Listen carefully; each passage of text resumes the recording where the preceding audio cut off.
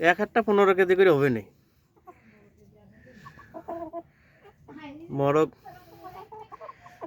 15 কেজিতে আর এইটে 10 KG 10 KG আর এই দুইটা মিলিয়ে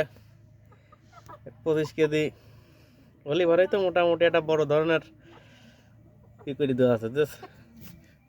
হট এইরকম এ যথেষ্ট পরিমাণ দাঁড়া থাকার মতো ক্যাপাসিটি নেই আর ওর ওজন বেশ যে ওজন হয়েছে মরগের স্বাস্থ্য বেশি হলে তখন আর দাঁড়া থাকতে পারে না